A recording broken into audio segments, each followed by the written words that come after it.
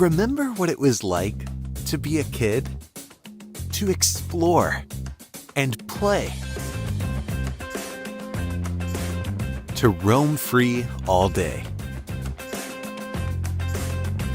In Jamestown, North Carolina, we get out of the grind and escape into the moment.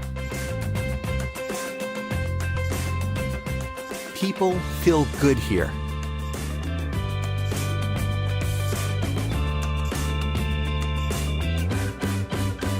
Let loose here.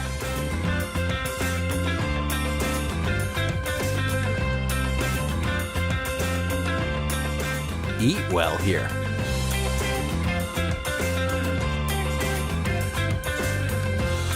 Feel swell here.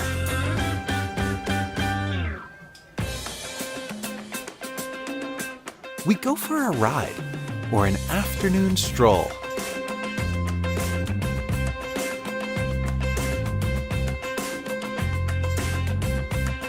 We cheer each other on.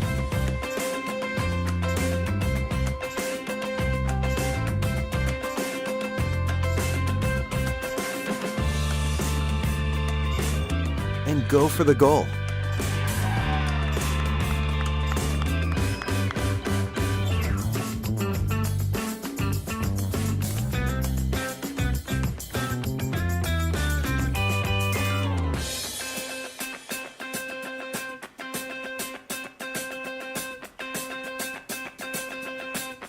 Here, a treasured history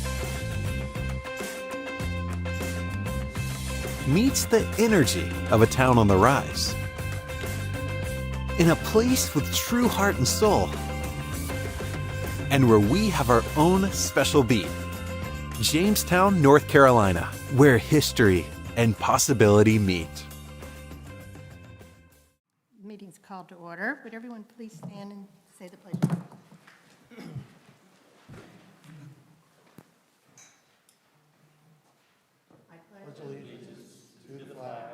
Of the United States of America and to the republic for which it stands, one nation, under God, indivisible, with liberty and justice for all. We'll now observe a moment of silence.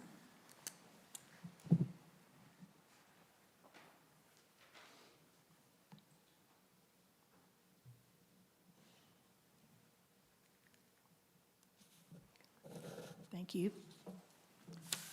Okay. Lady's going to roll. Councilmember Glanville. Here? Councilmember Gibson. Here. Mayor Dickinson. Here. Councilmember Burgess. Here. Councilmember Westmoreland. Here. The quorum is present. Okay. Read that back there. Okay. Let's see. Does anyone have any items that should be added or deleted from the agenda? Yes, I request to add presentation of legislative update as the first item after the approval of the consent agenda, to add the discussion regarding scheduling regular work session meetings for the town council as item D under new business, and to add the discussion regarding financial reporting as item E under new business. I second. Oh, All in favor? aye. Aye. Opposed? Thank you. Okay, and now the, let's see, approval of the minutes, and we have, this one doesn't have it. I make a motion to approve the consent agenda. I second. Now, do we have a moment to discuss the items in the consent agenda? The financial report is part of this, correct? Say that again? The monthly financial report is part of the consent agenda, right? Yes, ma'am. Are you going to say anything about that or give us a summary? No, ma'am, it's always been a part of the consent agenda. It's consent agenda items are items that are generally considered to be non-controversial and just in there for your information. Okay, but I have a question about something on that financial report. Okay, you're welcome to ask. I can report it back to Faith, who's not with us this evening. Okay, that's fine. Let's go ahead and get it in the minutes, though. I was looking at some of the numbers, and again, correct me if I'm wrong, I'm new at this.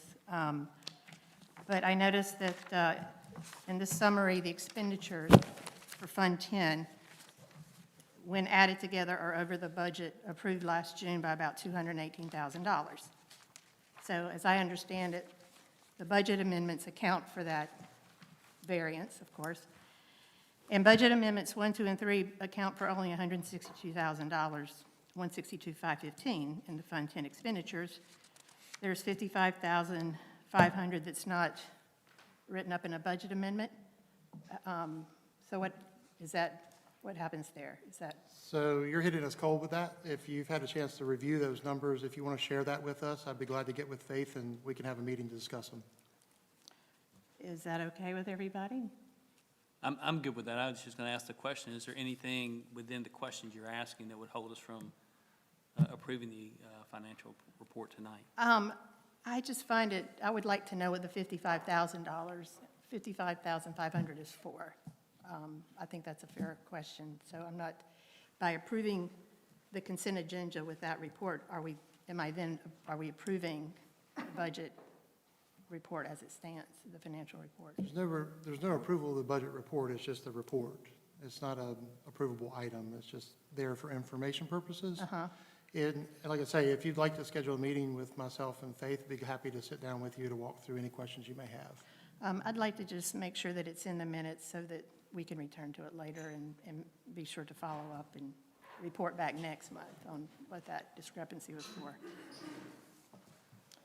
Okay, now, does anyone want to make a motion? That's all I had to say. Does the motion, do we need a new The motion? motion is The motion ready. stands, so there's a motion and a second. Okay, Yeah. so second, we got a second? Then we Yep, have a we got second. it. Yeah, we've got that. And approval? All approved? Aye. Aye. Okay, that one passes. He approves too. I feel the same way. All righty. We will now go to Senator Phil Berger, who is here to present us with a legislative update. Thank you, Mayor. Members of council, I just wanted to come by and give you an idea of kind of where we are as far as the legislature is concerned. I currently serve as the President Pro Tem of the North Carolina Senate, and we likely will be going back into voting sessions sometime in the spring. Probably April is the more likely time. And I've asked the manager to hand out copies of cards from my chief of staff so that if either the town, a member of council, or a citizen in the town has an issue that needs to be dealt with the legislature, whether it's something with DOT, something having to do with maybe an interface with state government in some way, my office stands ready to provide assistance, try to answer questions, try to make sure that there are things that can be done, that we try to do them. In addition to that, I just wanted to make sure that you knew that my office sends out a email update on a regular basis, once a week generally, has information about what's going on in the district, information about maybe some of the things that either I or members of my staff have been doing. If you're not on the email distribution list, just if you'll send an email to me at my legislative office, my email address there is my name, phil.berger, B-E-R-G-E-R, @ncleg.gov. We'll put you on the list. If you get the email and you decide you don't want it anymore, if you'll let us know, we'll take your name off the list. And if you have things that are going on in Jamestown that you would like for other folks to know about that are in our distribution list, if you'll send it to us, we'll consider putting it into our email.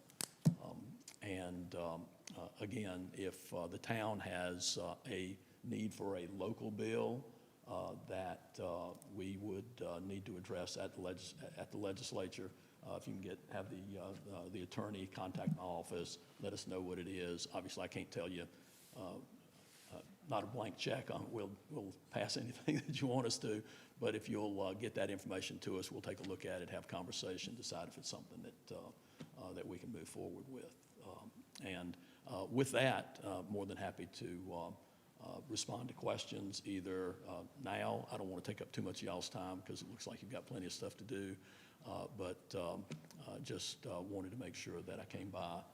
I had visited with the town with a couple of members and with the town staff not that long ago. But we stand ready to assist in any way that's appropriate. I have a burning question. Sure. I'm not going to put you on the spot. I don't think it will, I hope. Our golf course is beautiful, 18-hole public course, but it is in a different district than our town. It is in district, let's see, 27 and you're 26. And we just spend so much money on that, and it brings in revenue, and it's our pride and joy. It just seems like it should be in our district and yours. So if there's anything you could do to look into that, that would be so nice. So you might guess that changing district lines can sometimes be fairly controversial. I think when the next time that we're drawing legislative districts, it would be helpful to give us a reminder of that. My guess is you don't have anybody living on the golf course. So other than some other criteria for redistricting about the shape of districts and how compact they are, not compact, that sort of thing, I wouldn't think it would be a problem to incorporate a non-populated area into the district because generally population is one of the more important things. I have the same concern about the airport because I don't think anybody lives at the airport, and my district goes right up to the airport but doesn't include the airport. And of course, we've done a lot of work working to bring money to the airport and do some things that have resulted in some pretty good announcements there. But You're right. I made a note of it. Thank you. Obviously, it's not something we'll be able to take care of, but and I can talk to the folks that are in charge of drawing maps and ask why that was done. Is that it's not in the town limits, is it? The way the map, well, I don't know, I guess, is it in the town limits? The golf course is in the town limits, isn't it? Golf course is in the town limits. Yeah. So, yeah, it's golf sort of course like is in the its town own little island out there, though. I mean, Yeah, there's, let me ask some questions because I thought when we drew the districts, we tried to keep municipal boundaries within Right, single I guess districts, that's- except right, where right. population required us Yeah. to do otherwise. But I will get you an answer. thanks.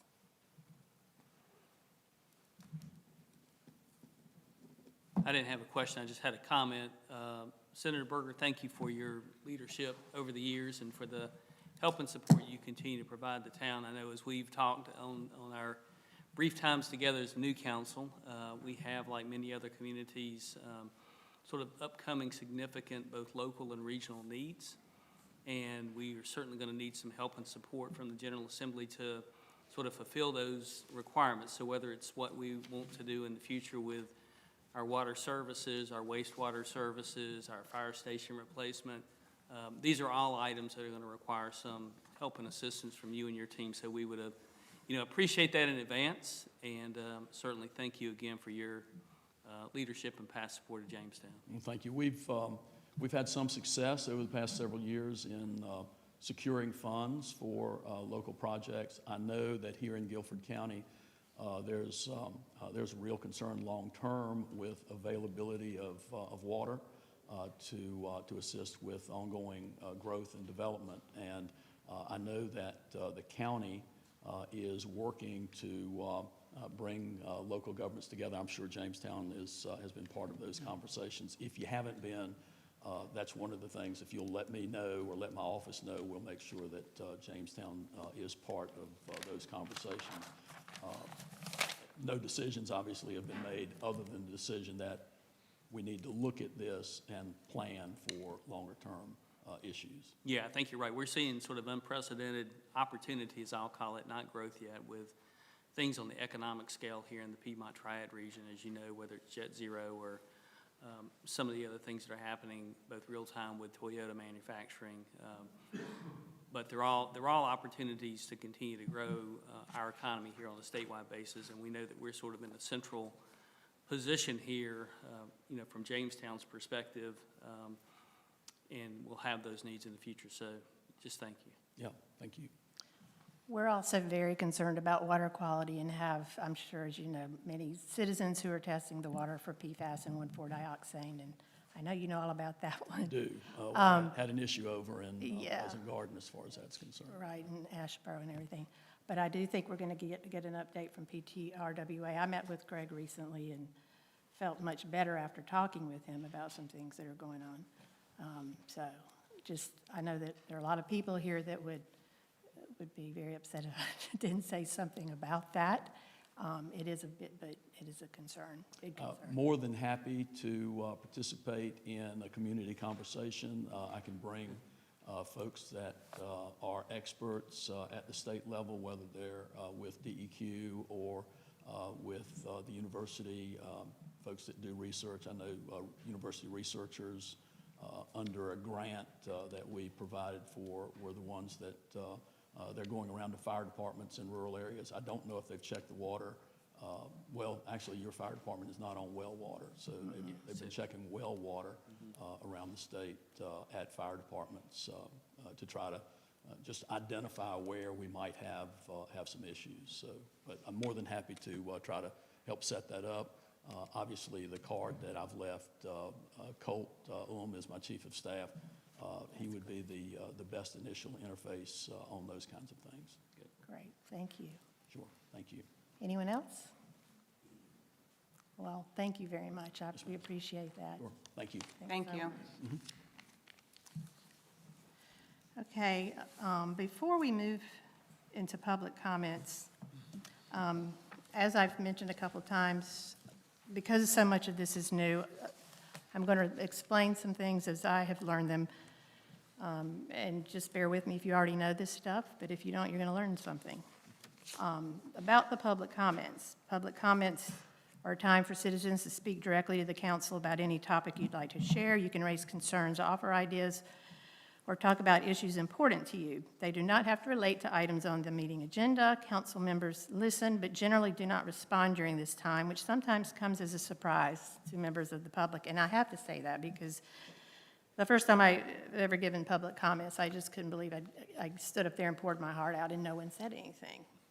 It was just seemed very, oh my goodness, they're ignoring me and just how rude. Well, there is a reason for that. And the reasoning makes sense. This is the one time people can provide public comments. And in order to do it efficiently, if we were a bigger town and had lots of folks, that time is limited so that the priority is the public comments, not a discussion that could very easily happen during that time. It does not mean that your concern is not going to be addressed or brought up later or added to the agenda at a future date. It just means it just is the most efficient way to get comments in.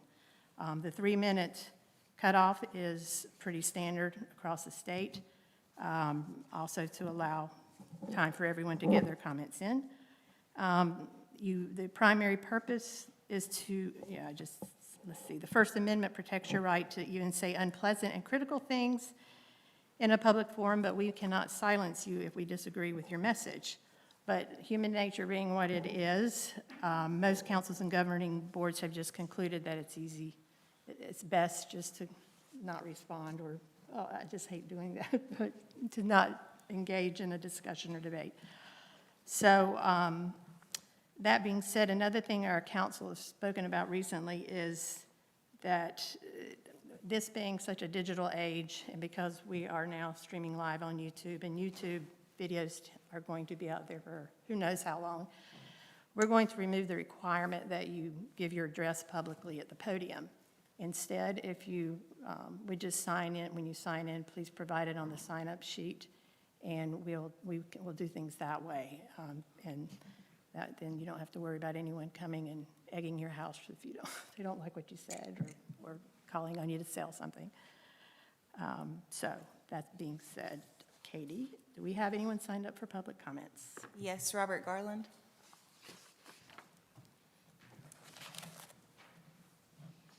Not really sure how I'm supposed to follow up to Phil Berger, but we'll do our best. Good evening, Mayor, council members, and staff. My name is Robert Garland, and thank you for the opportunity to speak tonight. I'm here to respectfully ask for you to consider adopting a vertical multi-use ordinance for Jamestown, a tool that allows compatible residential, office, and retail uses to be stacked within the same building in appropriate areas. This request is not about changing Jamestown, it's about protecting Jamestown. Our comprehensive plan reminds us that Jamestown history, character are the foundation of its future, and that growth must respect our traditional development patterns while strengthening the connections that unite our town. Our vertical mixed-use ordinance supports that vision by encouraging walkable, human-scaled, high-quality development in the right places, instead of pushing growth outward into neighborhoods and natural areas. A perfect example of where this tool could matter is the property that houses the Fraser home. The planning board recently recommended against rezoning that lot to full residential, and I strongly urge council to do the same. That recommendation reflects wisdom and foresight. Once land is rezoned to single-use residential, its opportunity to contribute to downtown vitality is lost for generations. But with a vertical multi-use option, that same site could respect the historic character of the area while allowing thoughtful and compatible uses, such as small office, restaurant, neighborhood retail, and common serving spaces below, with residences above. This is not overdevelopment, that is stewardship. From an economic standpoint, vertical mixed-use development is one of the strongest tools a town like Jamestown can use. It generates significantly more tax revenue per acre while requiring less new road, utility, and service expansion. That means more funding for parks, sidewalks, public safety, and other important community projects without increasing the tax burden on homeowners. It also strengthens surrounding property values by activating streets, reducing vacancies, and keeping downtown desirable. And it keeps local dollars circulating locally by supporting small businesses instead of sending residents to Greensboro High Point to shop, dine, and work. Simply put, vertical mixed use helps Jamestown grow its tax base without growing its footprint.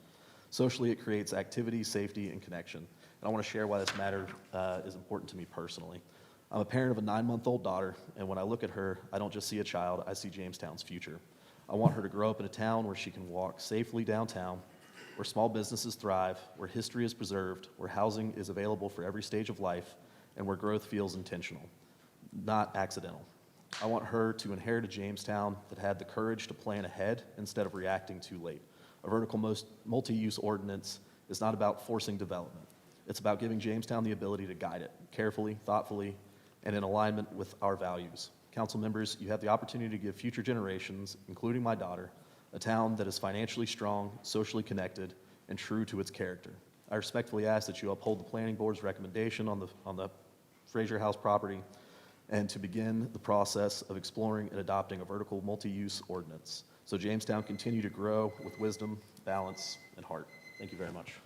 Thank you, Thank you. Mr. Garland. Thank you. Art Wise.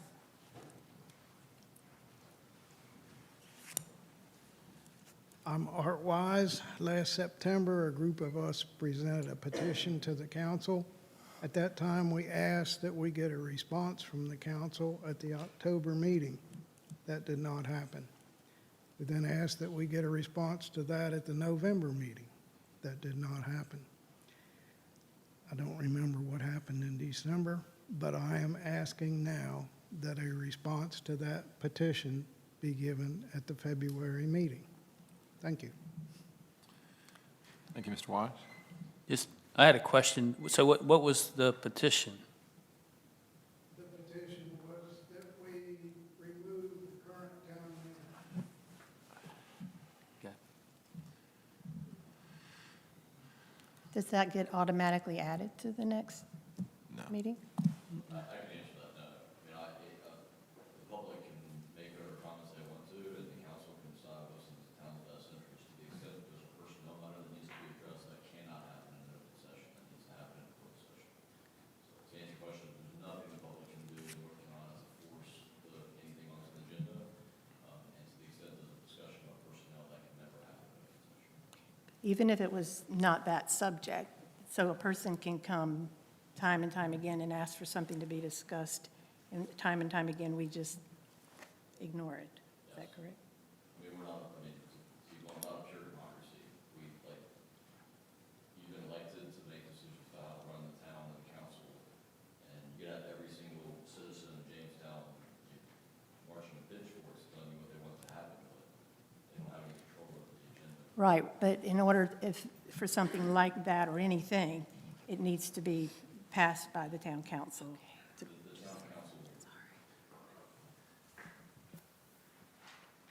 at least one member of the town council would either have to ask that it be part of the agenda or make a motion to add something to an agenda in order for the council to then consider it and discuss it. Okay, And at any point, I mean, not to get too deep in the weeds on like Robert's Rules of Order, but at any point, the majority of the council can stop the discussion with a vote.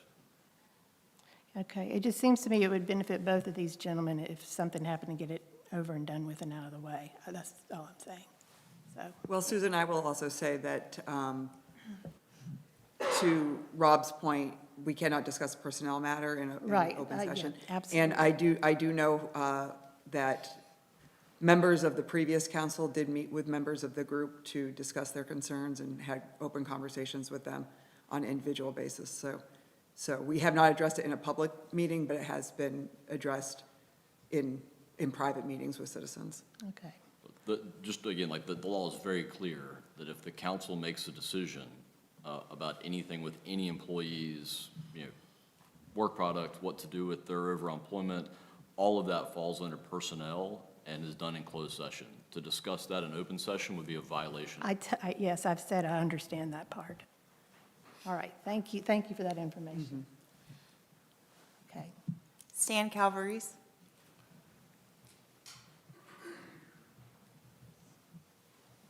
Hi, good evening. Good evening to the Town Council Board and the Mayor. Thank you for letting me speak. I'm Stan Calvaries. I live at 103 Forestdale Drive, and I live right close to the proposed rezoning area, and I can see it every day. And my wife and I, we walk in the neighborhood, and we look at everything that goes on. We look at the traffic, we look at the children, we look at the school, we look at the beautiful land that's the rezoning is going to could be at, and we look at the environment of that land, the beautiful wildlife that's there. We're totally against rezoning the area to commercial. We're totally 100% against it. And I agree with the planning board when they did not approve of the rezoning request, and I support them. We've lived there 20 years, and we've been retired for the last 4 or 5 years, and we've noticed the traffic pattern there change over the last 20 years.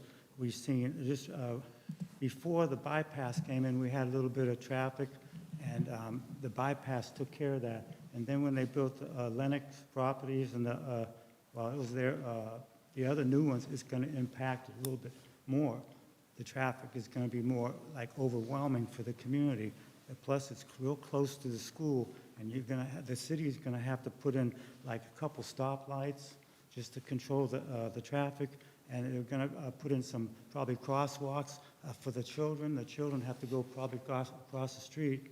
132 units, that's a lot of people and a lot of traffic that's going to be there. It's going to impact our community, really something fierce.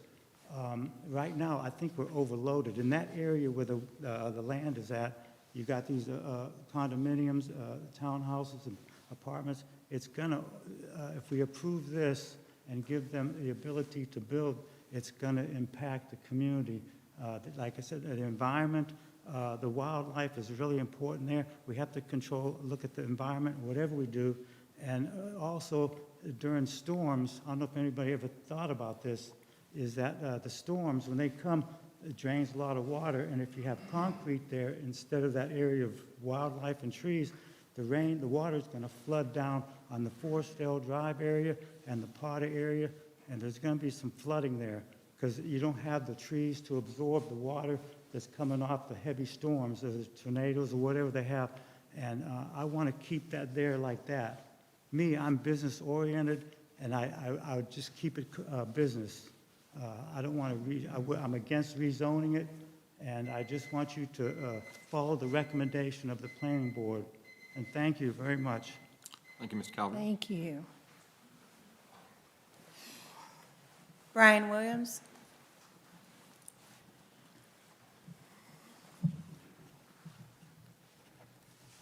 Good evening, Council and Mayor.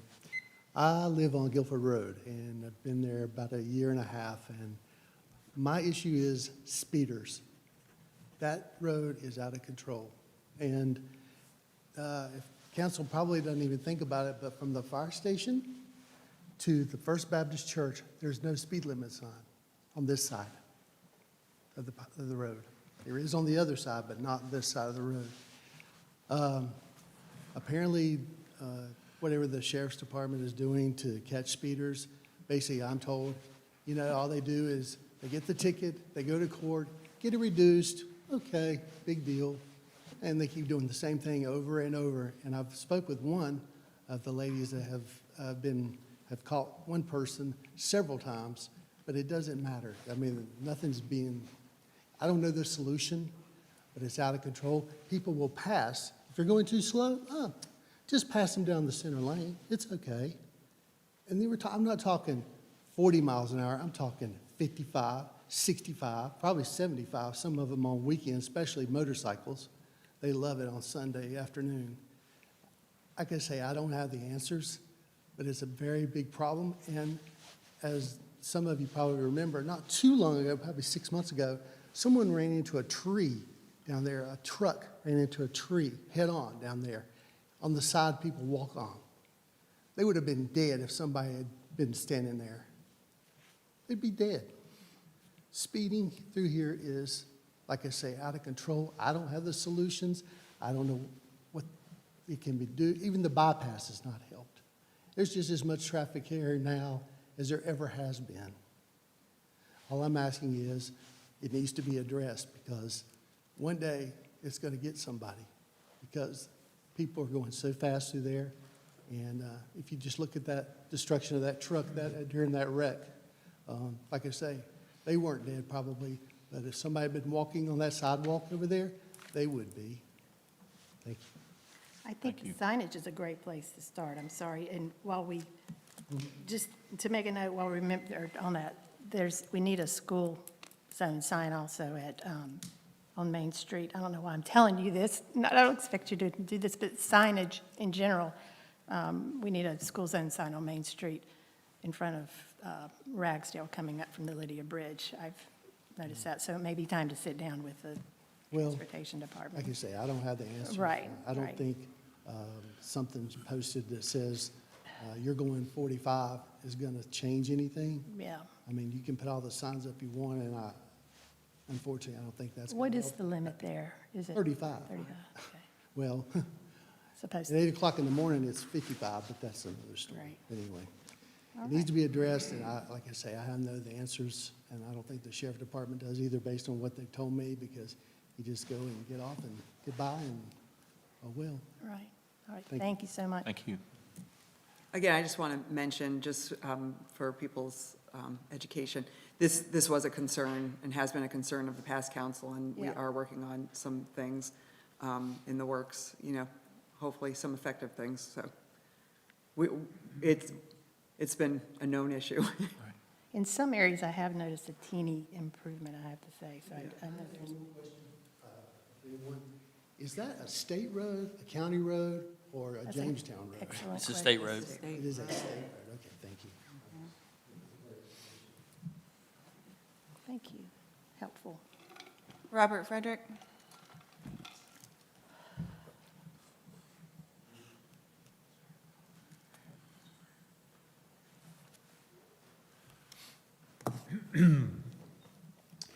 Madam Mayor, Mayors of Council, members of Council, fellow residents of Jamestown, thank you for hearing my words.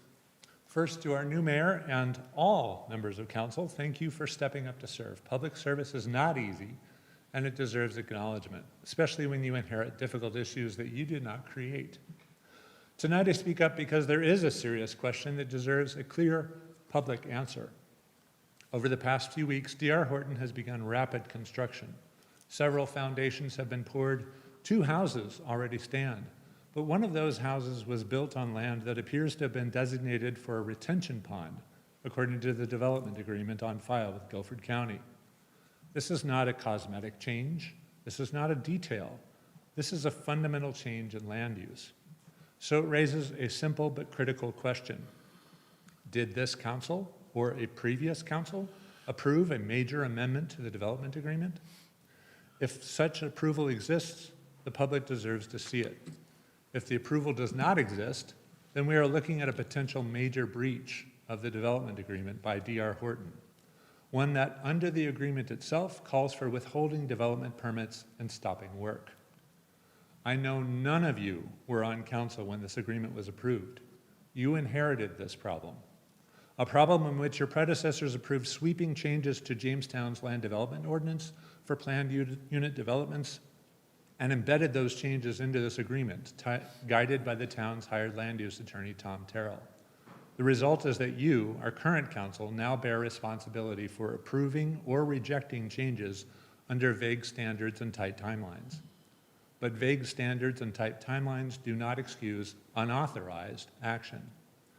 A retention pond becoming a house is not a minor amendment. It is not a change, similar in type, function, or appearance. It is a major amendment, and major amendments require council approval, plain and simple. So I'm speaking up because there's been a breakdown in transparency and process. This matters not because residents oppose development. We don't. It matters because process is the best leverage a town has when dealing with a national developer. So I won't tell you what decision to make. I wouldn't presume. No one elected me. But I will say this about the process. If a developer proceeds without consent, the development agreement provides a remedy. If the agreement itself was born of a rushed and flawed process, the town has the right and the obligation to pause, reassess, and correct course. So tonight, I ask you, please, for one of two things. Either publicly confirm that council, either you or the former council, approved this change and release the documents explaining when and why, or if no such approval exists, enforce the development agreement as written, stop work until course is corrected. Thank you. Jamestown deserves nothing less. Robert, thank you for all of your research you have done over the years and for keeping us informed about things like that. I appreciate it genuinely. I know a lot of people that do, so thank you. Thank you, Susan. Thank you, Mr. Frederick. Thank you. Nobody else signed up.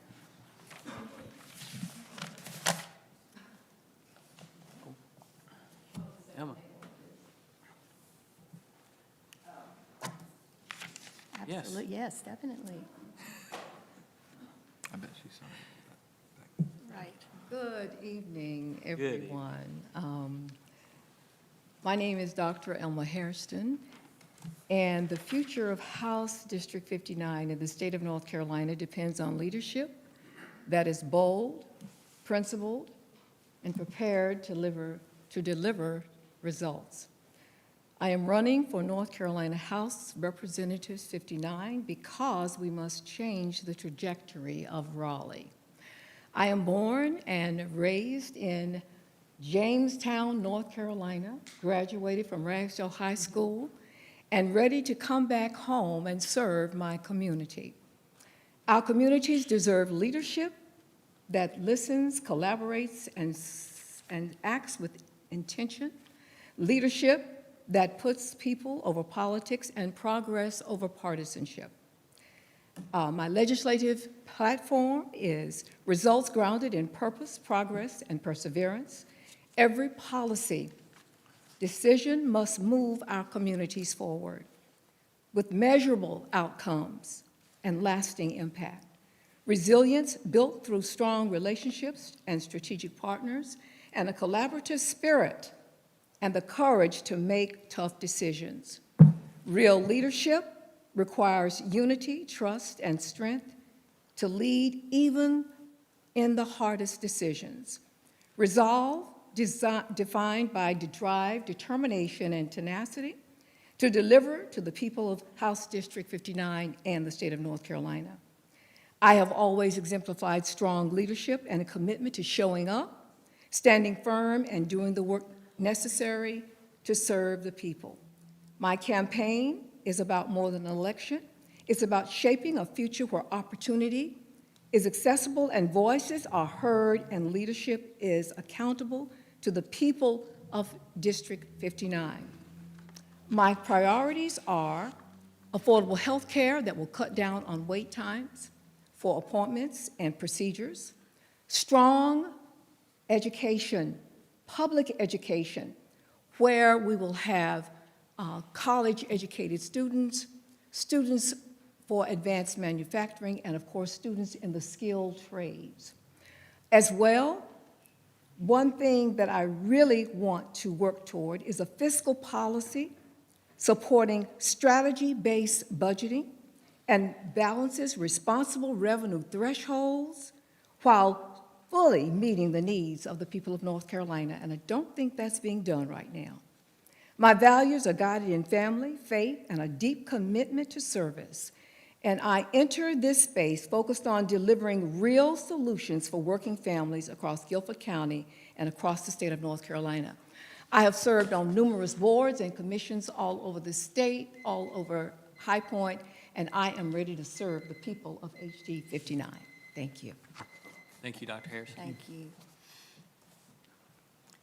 Okay, if there are no more public comments, then I believe we're going to hear from Matthew, the manager's report.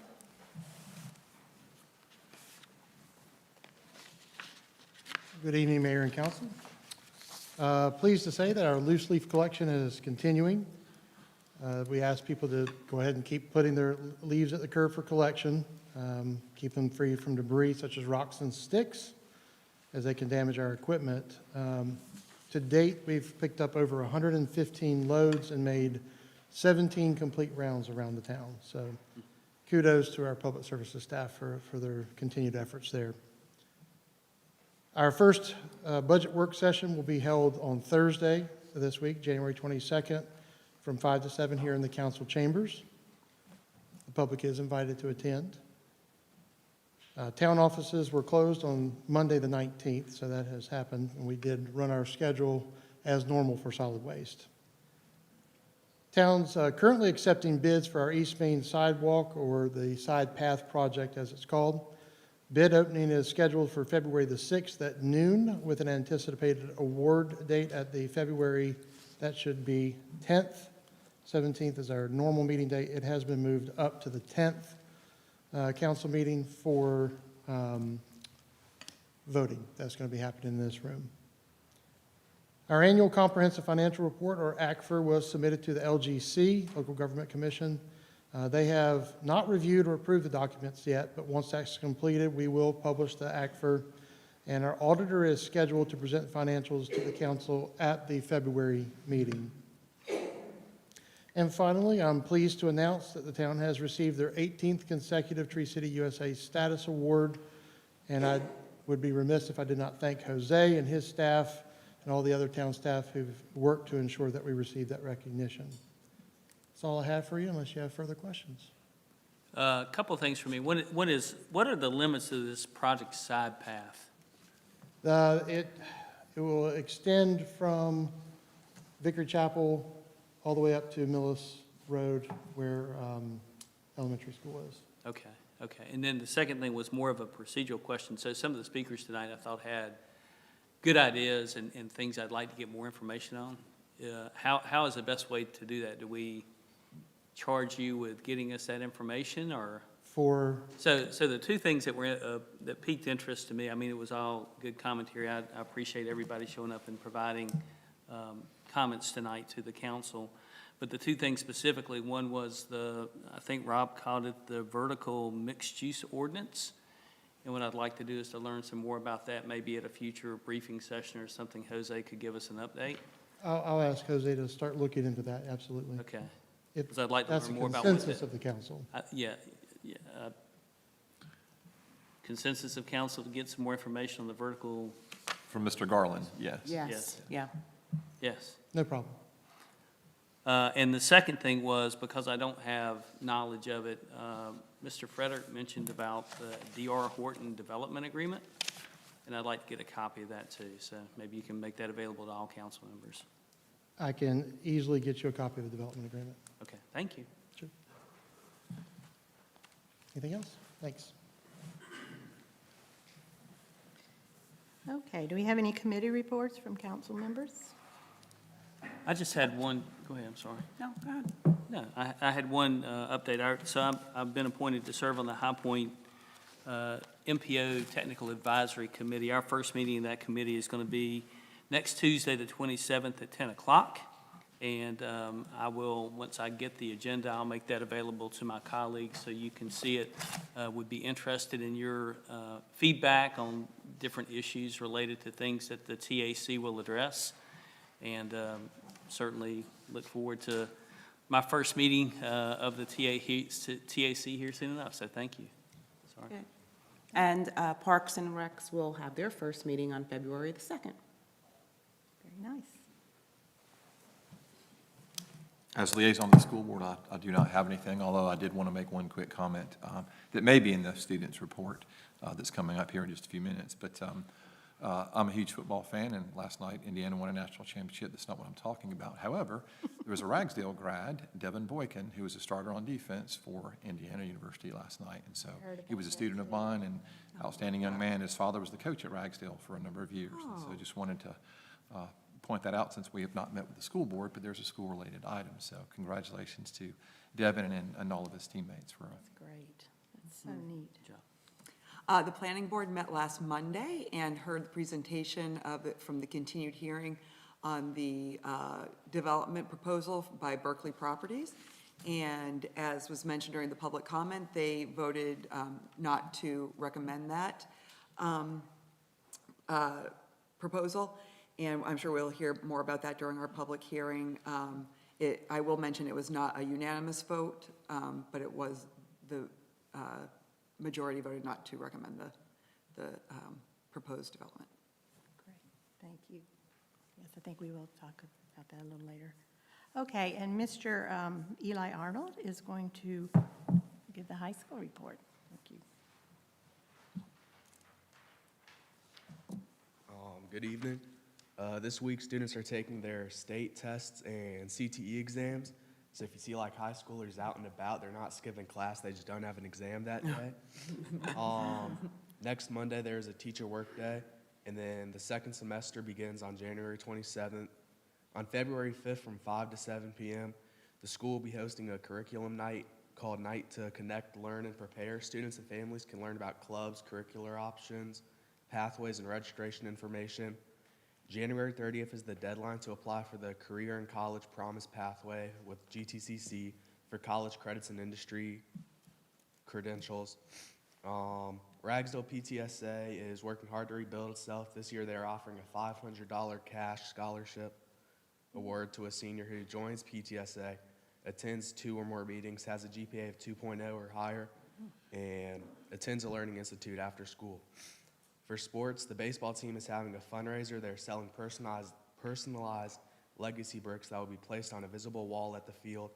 This is a great way to honor past and present players, families, coaches, fans, and all who have been a part of the Tiger baseball program. Tonight we play basketball against Southwest at home. Wednesday, swim has a conference meet at Greensboro Aquatic Center. Friday we play basketball at Dudley, and then also, Devin Boykin, a Ragsdale alumni, won the national championship Monday with Indiana Hoosiers. That's awesome. Great. Do you know what year he graduated? It would have been 21. Oh, okay. His 5th year, 21. Okay. Very good. Thank you so much. And as a parent of a baseball player, I would really love for someone to buy some bricks so that I don't have to buy all of them. Because that was my son's plan, who was home today from school because he didn't have a test, was, oh, you and Dad will just buy mine for me. Great. So. Actually, I posted about that on our new events page. It's a great idea. I love that. Okay, let's see. Deputy Peck is next for our report. He's out tonight. Oh, okay. I'm Sergeant Neal, Deputy Peck Sergeant. Going over the December 2025 stats. In the town of Jamestown, we answered 173 calls for service. Out of those calls of service, we took 15 total reports. 1 theft of property was at the sheets, 2 assaults, and then 12 just miscellaneous reports that we took. There were 91 self-initiated calls, 37 traffic stops, which resulted in 7 citations. Our average response time was 6 minutes and 18 seconds. Our average reaction time was 5 minutes and 15 seconds. Just a few reminders, we're still seeing some of the scammers calling and saying people have warrants and that they owe the sheriff's office money. We will never call and ask for money from anybody. And then also as the spring rolls around, we tend to see a uptick in the vehicle break-ins. Just a reminder for the town to lock the vehicles and not leave valuables in the cars. Any questions on that? Anybody? Yeah, I do have one question. On the 37 traffic stops, and you may not know this, but, or if we can even get the information, do you know if any of those were involved on Guilford College where there has been a concern of the On speeding? Guilford, we can pull Or that. I don't on have Guilford, the- I'm sorry, Guilford Road. I don't have the numbers right now, but we could pull that, yes. Is there any, yeah, can you give us a we stats can pull that. on Guilford Road? I appreciate that. Yeah, that was going to be my question. Plus, when I was out campaigning for about 3 months, I heard a lot of concerns, similar concerns coming from folks about speeding along the new Parkway bypass. Okay. And also Dillon Road. So anyway, I would be interested to see what your abilities are to maybe target those for selective enforcement, as I will call it, from time to Yes, time, sir. just to see if we can help out. Again, there's a whole range of strategies that can be deployed, but enforcement's a critical component of making people aware of the fact that we don't really appreciate speeding in our town. So thank Right. you. And Captain Howell is out for a few months. Yeah. Training. I'll have Martin get you the numbers on Guilford Road. Yeah, I Lieutenant think that Martin. would, I think we need to start someplace with some type of a visual and see if we can get Yes, ma'am. going. I appreciate that. Thank you. Thank you. Yes, ma'am. Okay, moving on to old business. We're going to talk about the new capital asset policy. Matthew's going to brief us on that. Thank you. I am standing in for Faith this evening, who's not with us. The purpose of the update here for the capital asset policy is to reflect several key revisions. Updates include providing a clear and concise definition of our capital assets, as well as streamlining presentation of useful lives in years to improve clarity and understanding. The proposed change also increases the capitalization threshold from $5,000 to $10,000 for capital assets and raises the fixed asset inventory threshold for $500 to $1,000. The revisions do not eliminate the requirement to track capital or fixed assets below the capitalization threshold. It's just a management decision, as the Office of State Budget and Management does not prescribe capital asset thresholds. Faith did want me to mention that the GFOA, that's the Government Finance Officers Association, has been considering recommending removals of recommended capitalization levels for municipalities and leaving it up to the municipality's discretion because it has become an administrative burden. So she did want me to let you know that. I would say I'm happy to answer questions, but only if they're minor. Can I ask a quick question? Sure. And this is in reference to purchasing. So for example, when making a purchase, you've got to go through a process if it's over a threshold. And Right, we have a separate purchasing policy. Okay. That's already been adopted, yes.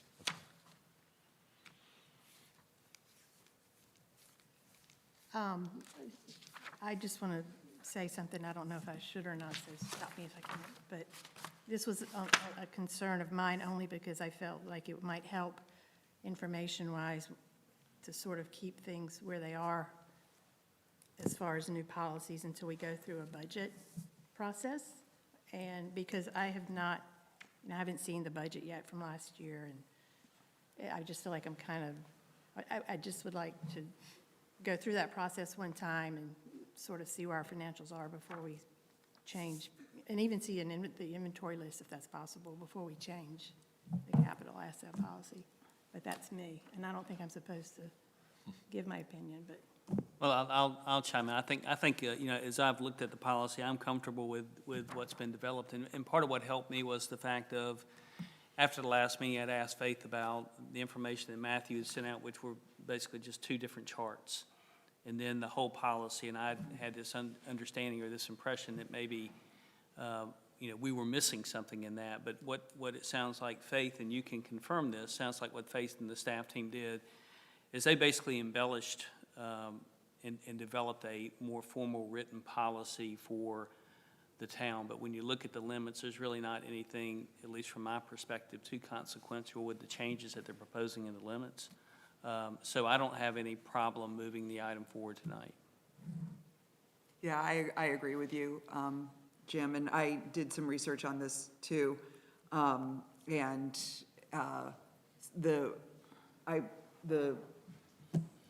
what was the thing that you said? Purchase. No, that Faith said they said they're looking to remove the limits, or they're recommending. Recommending the capitalization asset limit. Yeah, raised but from 5 to 10. the general, what was it? It was an organization. GFO, Ah. that one. I went to their website and read the same thing on that. I read some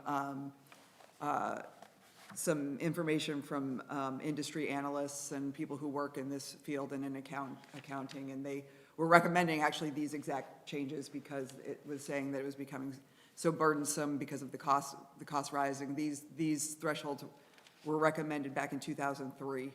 So, the cost rising has become kind of burdensome for the financial personnel of municipalities to have to, depreciate things that are, not worth depreciating, and having fixed assets that are $500 doesn't necessarily make a lot of sense, so I'm comfortable as well moving forward tonight with it.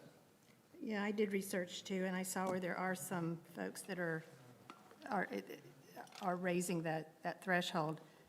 But I'm just talking from my informational point. I would like to keep it as is so that I can see all these smaller purchases until I get used to the system, because even though, I may just be the tiebreaker, I still need to understand how things work and, what our equipment lists look like and inventory. And I just think it would be nice to leave it as is for, I don't know what, we can even say 6 months or so. But that's my opinion. I'm gonna say, I believe the policy had been reviewed by the town attorney, so I'm going to say that I feel like I'm going to trust that our town attorney, since it was in his review, if he had not reviewed, I feel like,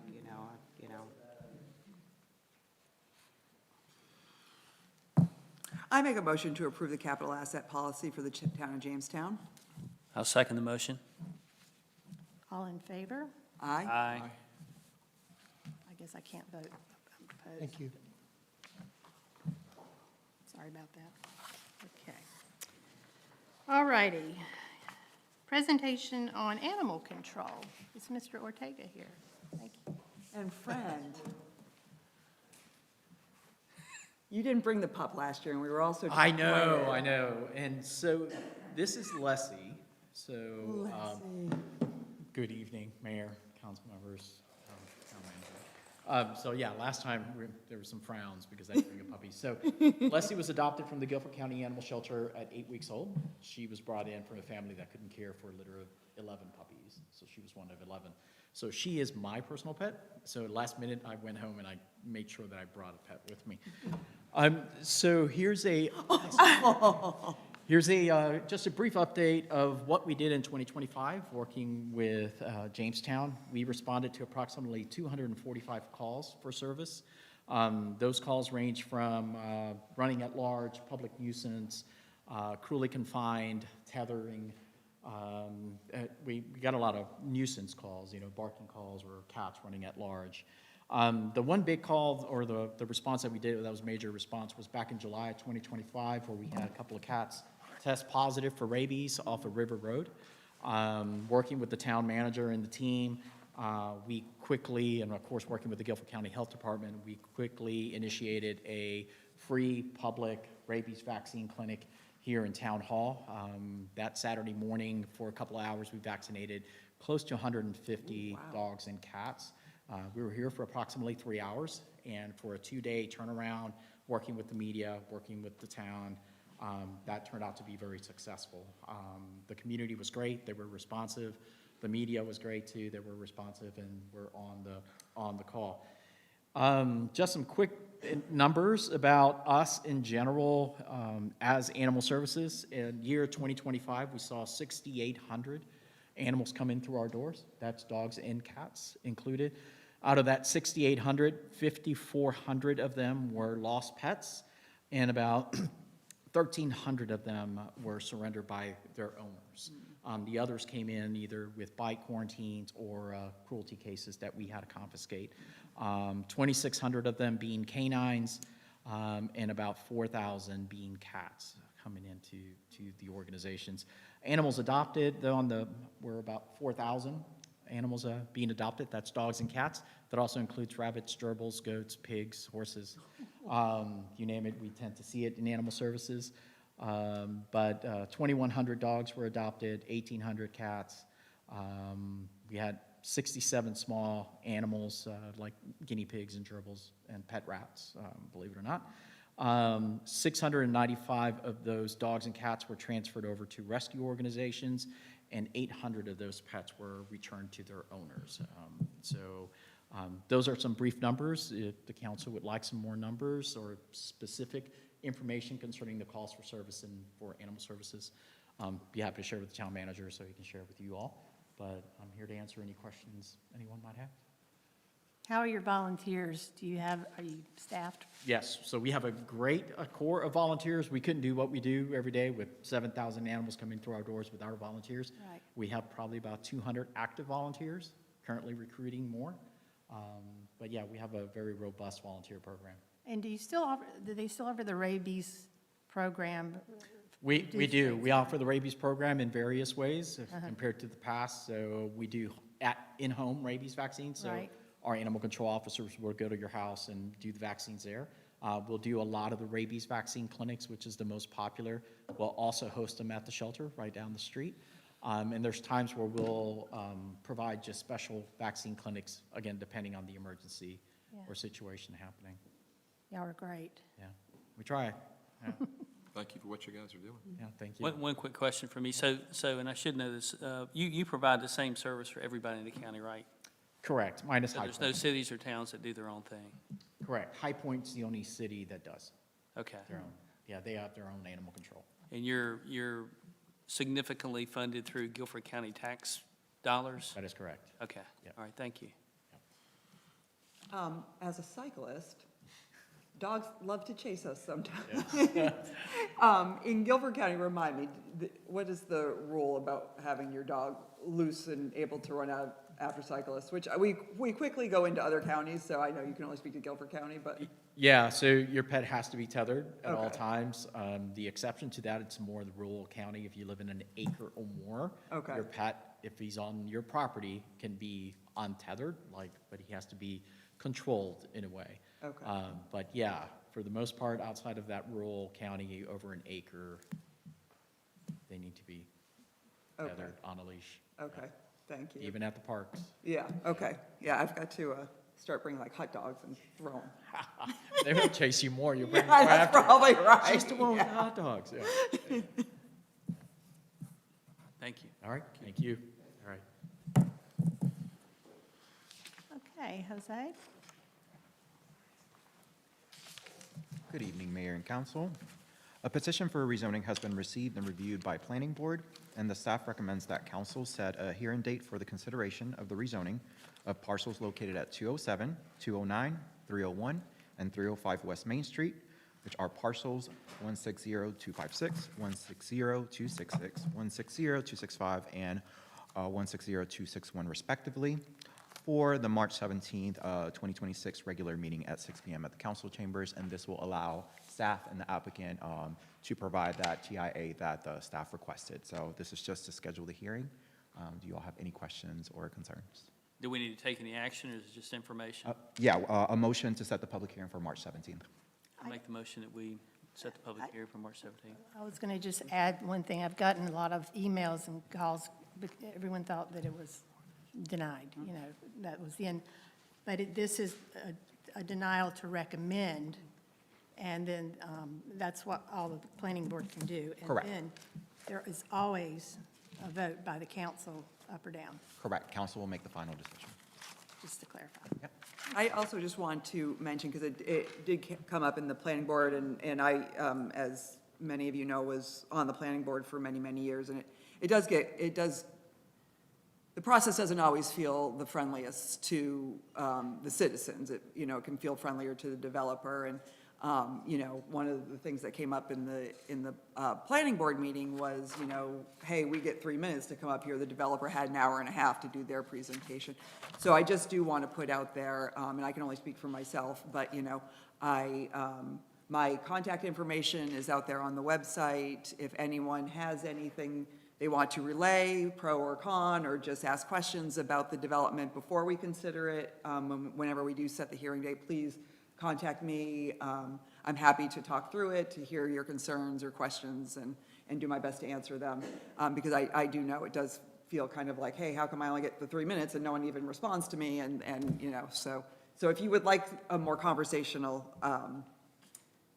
approach, then please feel free to contact me. That's great, because that was on my mind as well. And I did a little bit of research. There she goes again.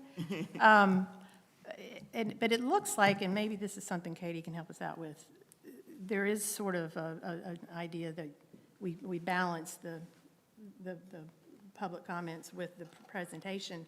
So I don't know if there's a way to limit perhaps the presenter's, story to Yeah, half we an can hour. discuss it in the rules of procedure, and we can always encourage the applicant to limit their presentation. At what point would we suggest that, or who suggests that? At what time? Do you know?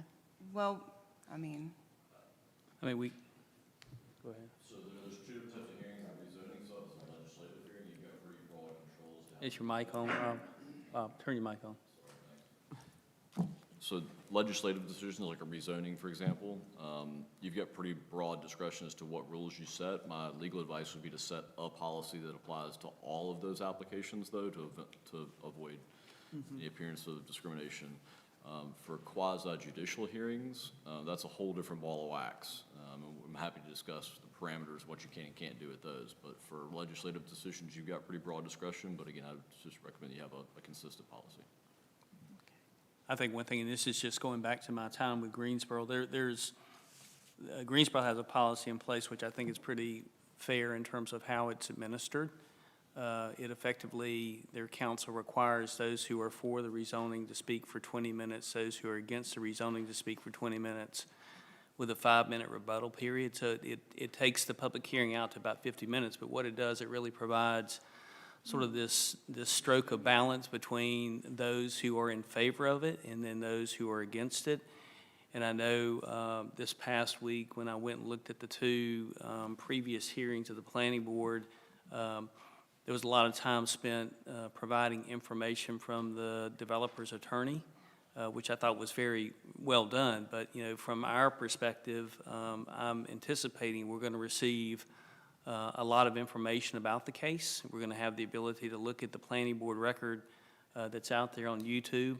So I think we are well within our rights to, create a policy that would sort of set the limits of that public hearing. Now, whether we do it tonight or whether we do it at a future meeting or even do it before the public hearing, I think we would be able to do that itself. So maybe it's something that we can talk about to see if there's an option there that feels right, because I think we all are sensing the same thing about the amount of time and just, we'll have a lot of information, and I think we can be fairly efficient and effective with our decision-making if we do set time limits. So that's my perspective. Yes, I agree. Do we still have the initial motion? There's a motion. The only other thing. Do I need to read the full script here? Is that? that'd be great. Yes, you do. I think Jim was going to say something. I was just going to go wait, back to hold what on. Sarah had said about getting information from the public, because I know at the last two sessions that were done, there were, I think, a handful of people there that doesn't represent everyone. So we do want the feedback and the comments because we're representing the community.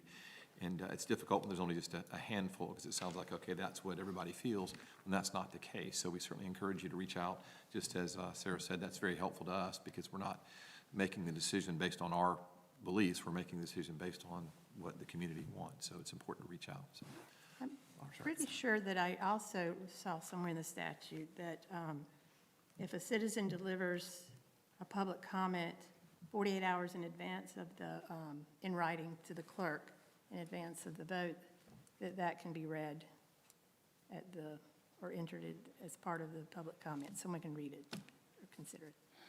Might be something to look into. So you can. In their absence, is that what you're?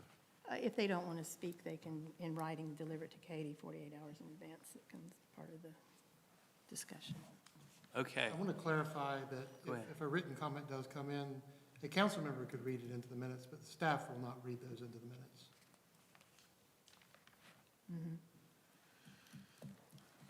Okay.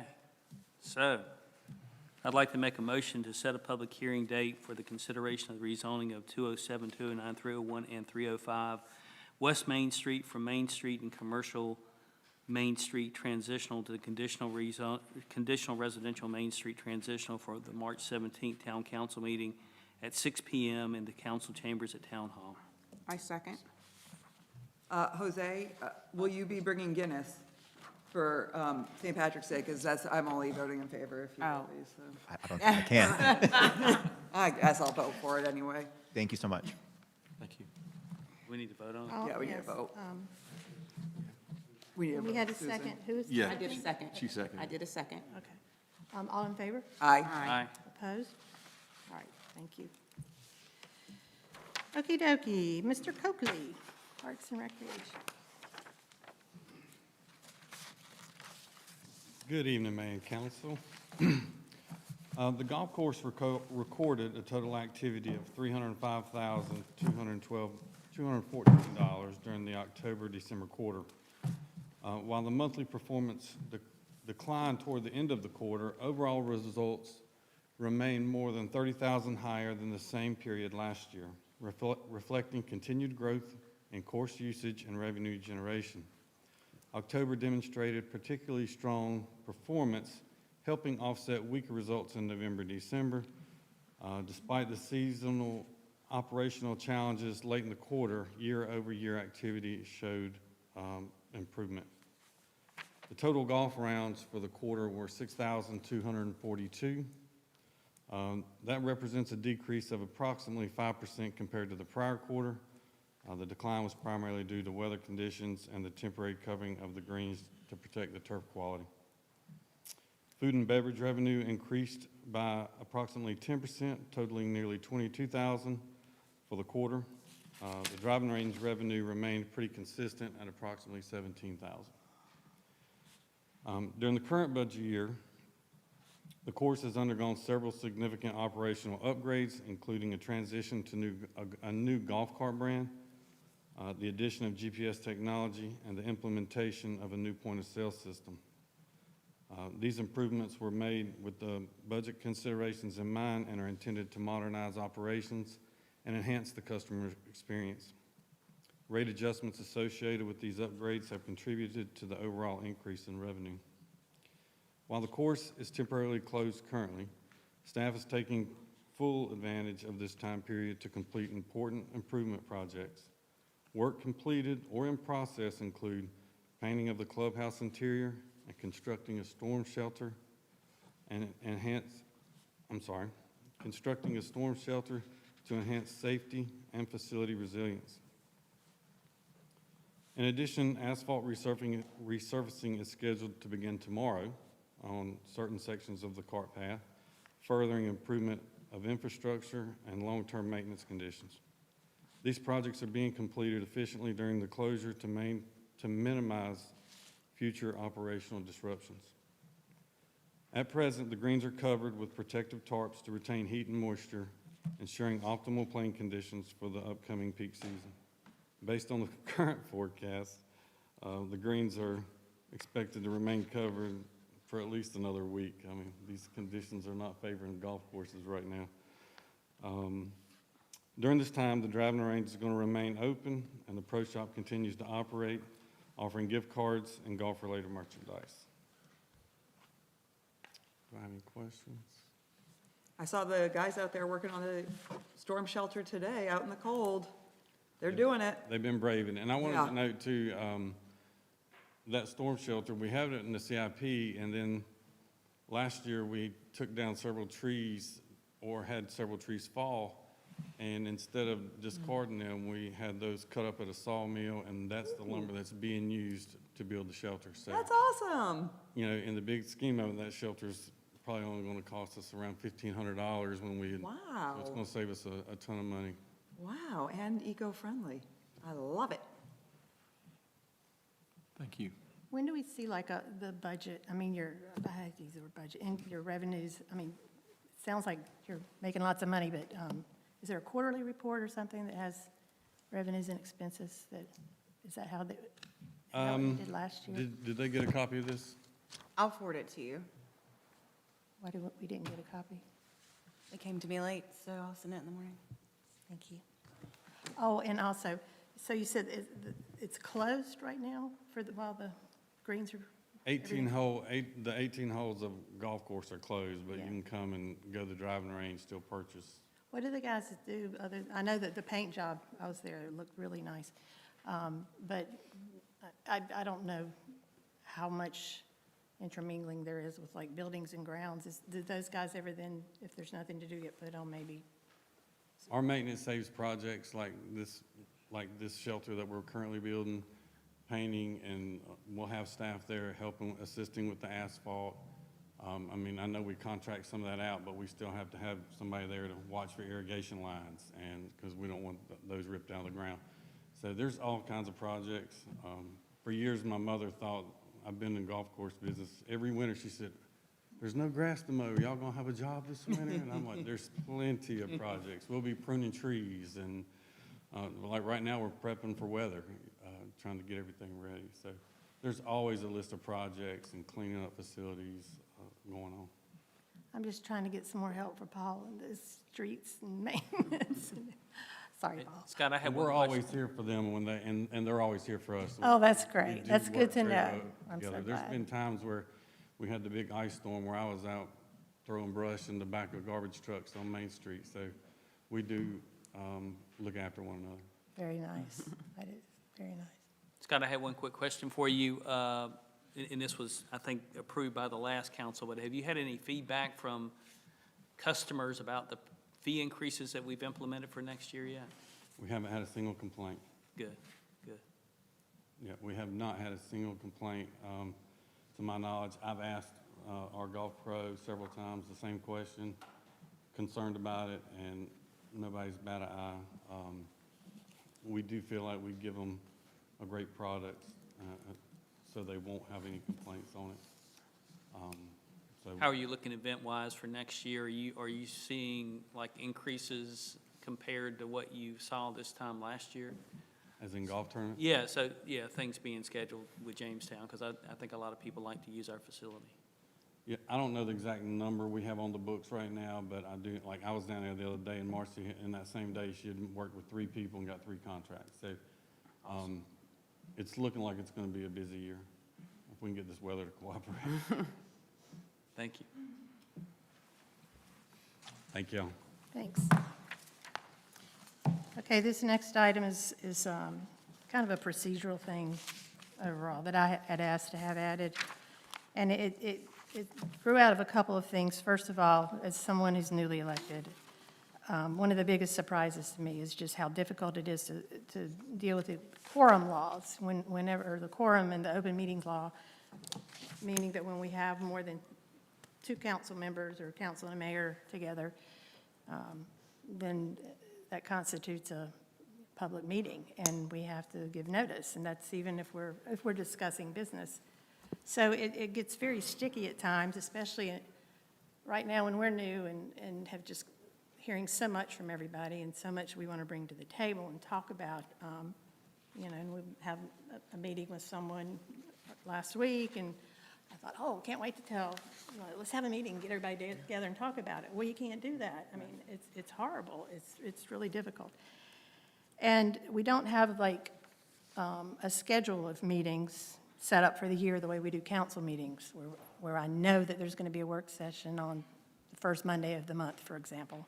So when we had the training and planning session the week before last, one of the things that the moderator said during the course of her presentation was, well, that's what I was discussing how difficult it was to talk to everyone one-on-one in these email strings that get convoluted and on the phone. And she said, well, that's what your work sessions are for. And I was thrilled to learn that we can set a series of work sessions for the year with a calendar. One time it's advertised like our council meetings are, so that that's your notice for the year.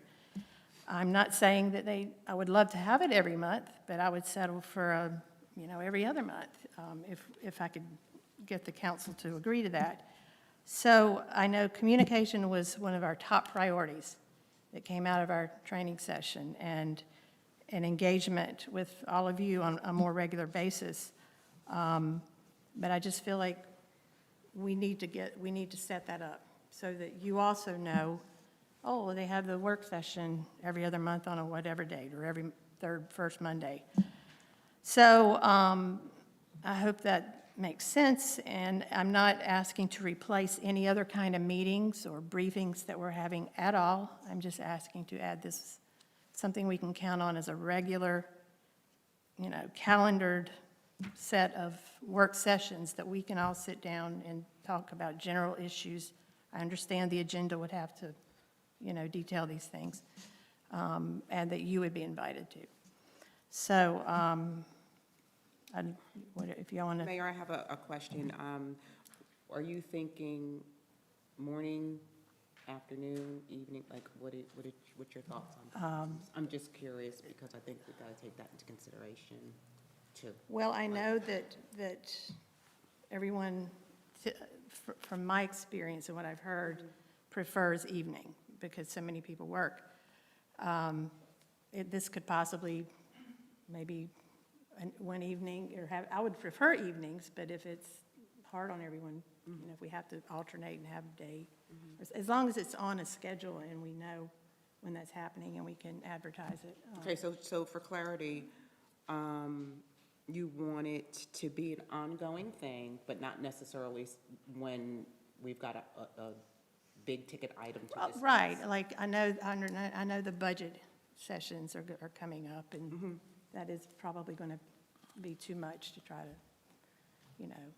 do it one time, but the point would be just to get it calendared and it's out there and we know that it's set.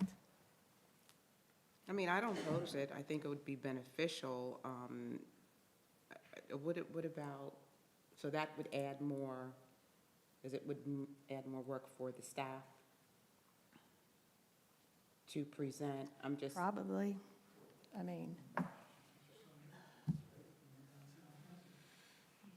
yeah, Jim. Yeah, I don't have a concern about that. I'm just trying to see where we're all getting on the same page, because I don't think it's not beneficial. It also, I just kind of want to see exactly what and I want to hear what everybody else has to say. It also kind of grew out of, the very first thing I did, or I thought I could do becoming mayor, I thought that's what the law said, that was to call a special meeting. I thought, well, that's one thing the mayor can do. I tried, it never happened. And that special meeting was designed to get you all to come and sit with us and give us your priorities on the budget for the upcoming year. So I don't know how that got sort of put to the side. So you want to think quarterly, every other week? Something like that. Yeah, maybe we could decide on the frequency, or go ahead and do it. I mean, if you want to start, if it's easy to just not make the big commitment and start as a quarterly thing, that's a lot better than what we have now, which is none of that, so. So I'd like to comment. I think there's some value in having work sessions in terms of sharing information more broadly publicly. And what I mean by that is we've got a lot of important work going on in the town right now that's developing and that will be ready for probably public understanding in the not so distant future.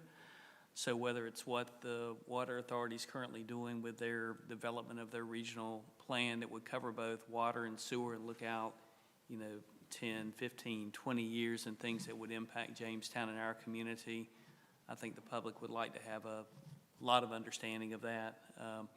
Second thing is the work that's ongoing legislatively as we get into that agenda development. you know, it would be good, whether it's Senator Berger or future Representative Hairston or others that might show up. You know, there's some value in having a town hall session of sorts with General Assembly members.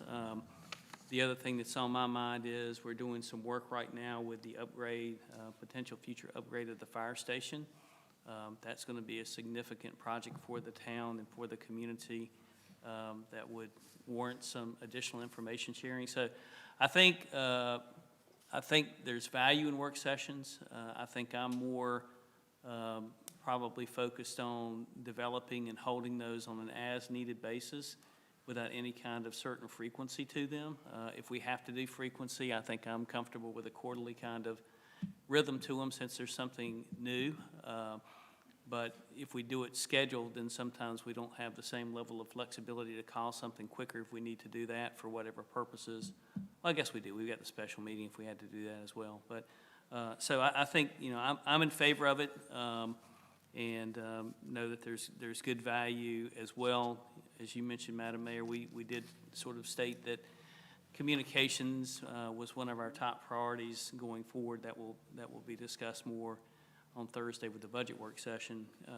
So I'm also in favor of having those work sessions that we do in the future videotaped so folks who aren't able to participate can have a chance to understand and hear the same information, because there's a definitive value to our community to understand everything that we're into so they can give us their feedback, comments, concerns, questions, and we can be more responsive to them. So thank you. I am definitely open to work sessions. I do want to be mindful of council members' time. I think, you know, as we will get into the budget planning session, you'll see it's a lot. Like, we have a lot of budget retreats, or whatever the word is we use for them now. And they're a lot of work on staff's part, on our part, and it takes up a lot of time. So I want to be mindful of that. I want to be mindful of, you know, like I said, it like was brought up, if we do it in the morning, you know, like this is a personal, I work full-time. I think I'm the only one on the council who works full-time right now. And so my availability during the day is quite limited in that regard, you know. And so I already have to utilize a lot of vacation time for this position, which I'm happy to serve on, but also am mindful that, you know, it's a volunteer position. So I need to keep the one that pays me. I need to keep the job that pays me and pays my bills. So so there's those things to be mindful of. We have had ones on an as-needed basis that I think have been good. I think we also need to keep in mind for our staff that our staff,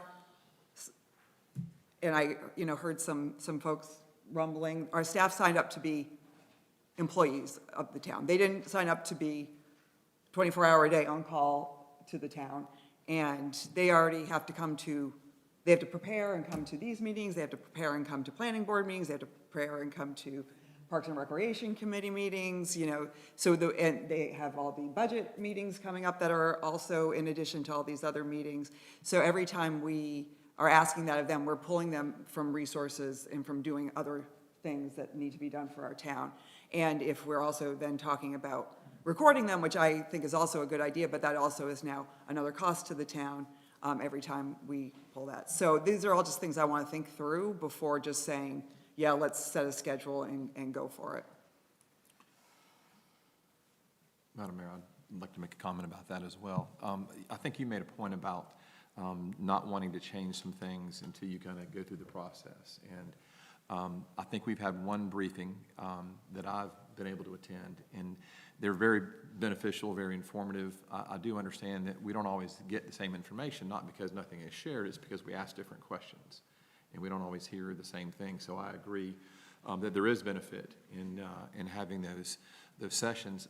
I do think it may be helpful, just like you said, to kind of step into that. I think both of you said that, about stepping into it cautiously, about maybe setting a time where it's a quarterly thing or what have you, and it may be difficult to say a big ticket item, because then who's to determine what a big ticket item is?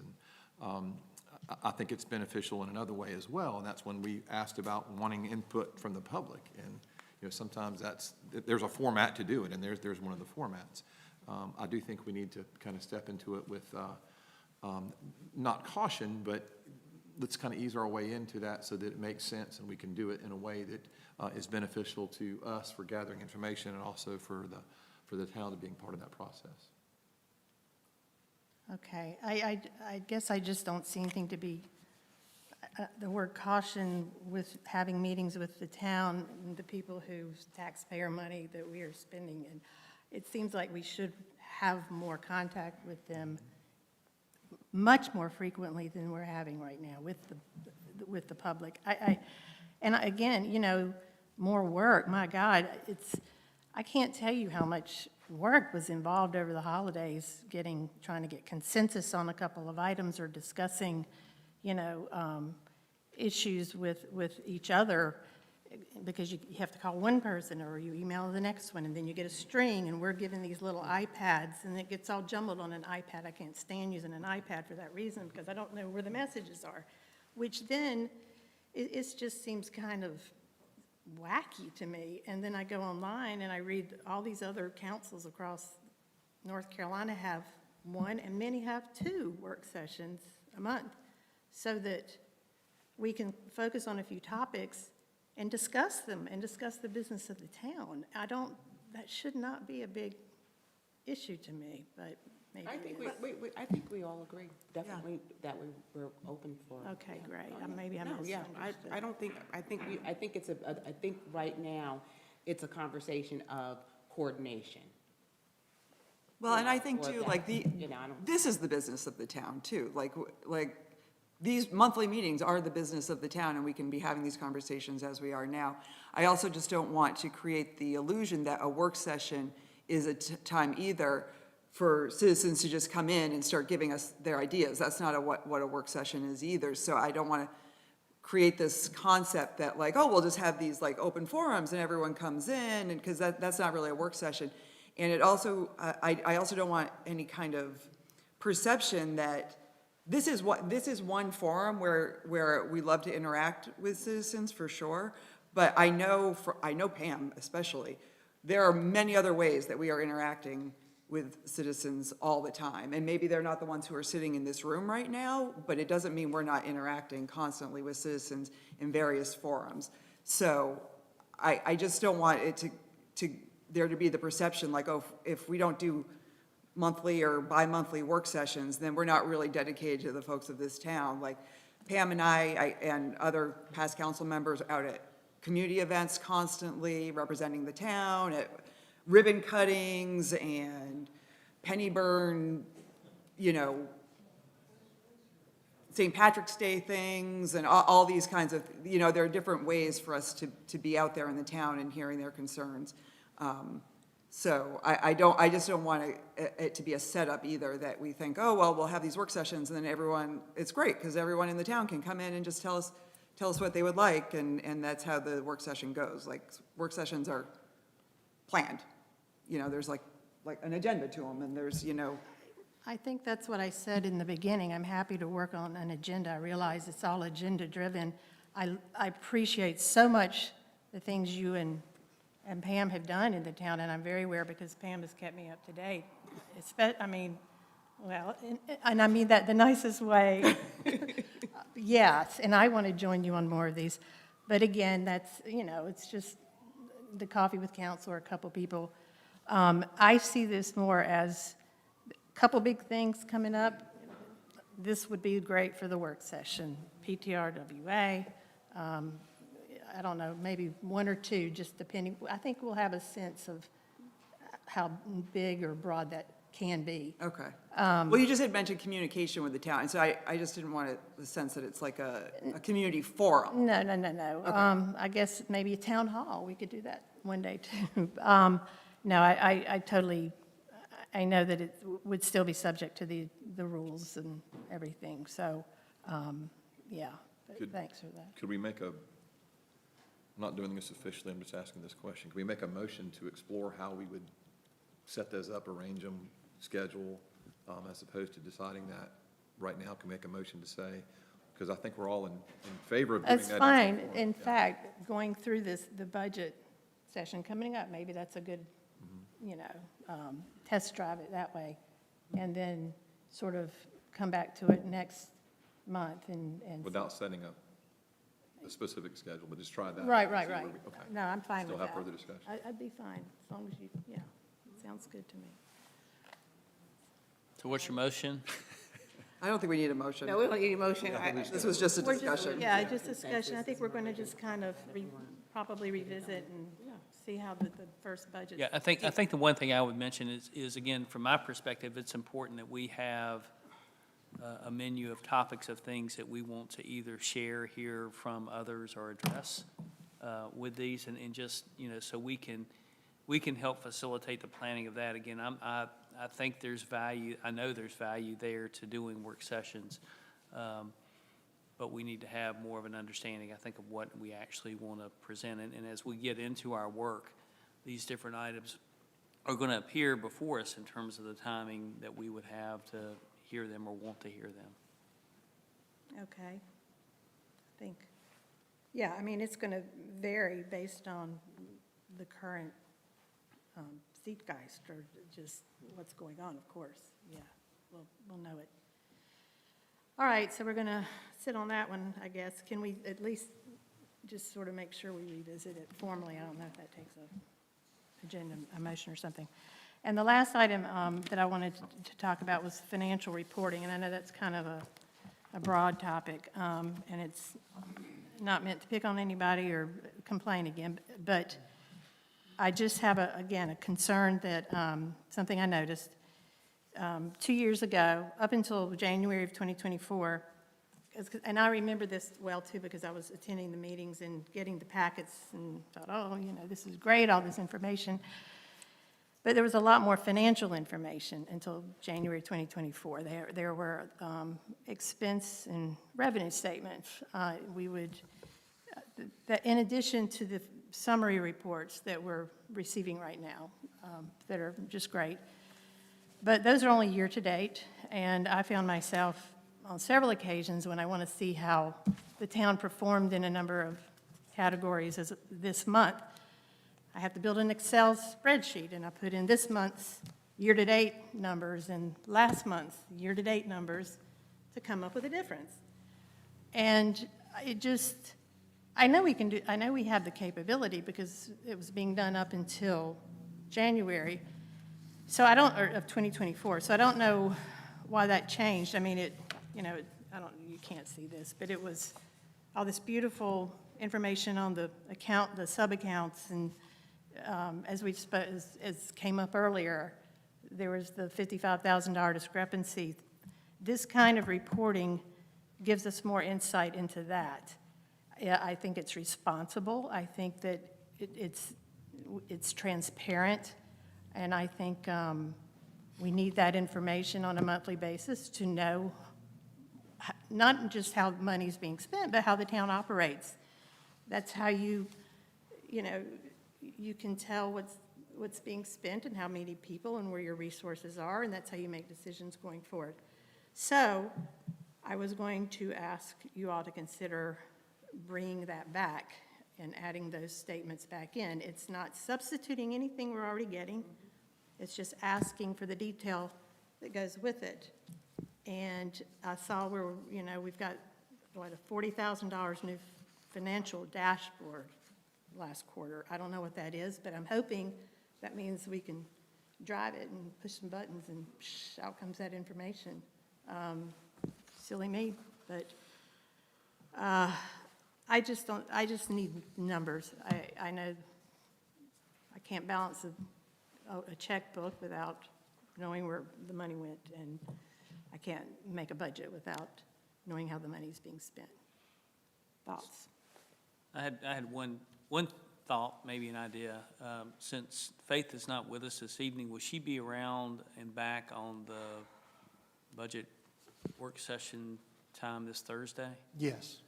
Okay. Well, I think what I would suggest, because I've got some questions for her about the information that was sent out with the packet, it would be good if we could entertain her answering or being there to hear the questions, and maybe for us all to think about if there's things within the current report that we think might need to either be expanded or improved upon. Sort of talk about those suggestions then. Again, I rely on her expertise and her abilities to help us get what it is that we might be looking for in the way of additional financial information, and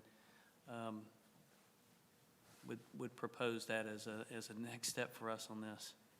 Can I ask a question? Is there any way you can tell, does anyone know why you went from reporting, all the numbers and all the accounts and expenditures to just this overview summary?